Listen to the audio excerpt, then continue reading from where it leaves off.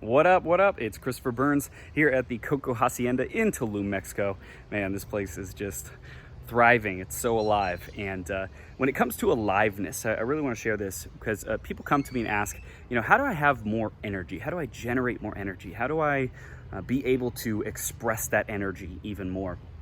And I want to be the first person to tell you that this is something that I have worked on a lot. A lot of clients come to me and they're like, Christopher, you just have all this energy. You just keep going and going. I don't know how you did these 12-hour live streams and podcast interview shows that you did. And it was really, I talk a lot about choosing, gratitude, positive mindset, but a really big part of it was being willing to practice the state and the way of being, right? Who was I being? How was I showing up? What was my energy? What was my perspective? To be able to practice that, I had to practice again and again and again with high energy. I had to practice being able to generate that energy. And so one of the things I talk about as well is in social media, building a brand, things like that, is not to be a consumer of content, but rather be a generator of that content, right? So be a generator of content, be a creator of content. Same thing with your energy.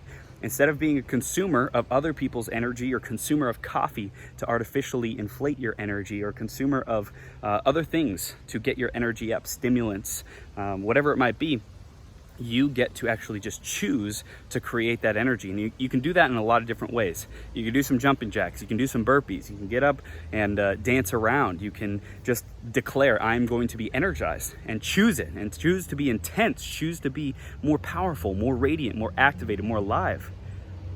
But really it's a choice, right? And a lot of our past conditioning and the people that we are around, maybe parents, family, media, society, whatever, conditioned a lot of us, I know me especially, into being contained, being reserved, not showing that excitement, not showing that aliveness and that energy. I think particularly because we don't want to get shut down. We don't want to get smashed. We don't want to get too high, too excited, too grateful, because life's going to come around and bring us back down to being just meh, So that's a lot of the past that can form these beliefs. But definitely in the present moment, like it's a lot of that is showing up now because of the things that happened in the past. So your present moment, to be energized, to be connected with people, to be yourself, right? To be free to be yourself, however you want to be, whether it's energized or not so energized, right? Being okay, being in the flow, in the chill. A lot of that may not be accessible if you're coming from stuff from the past.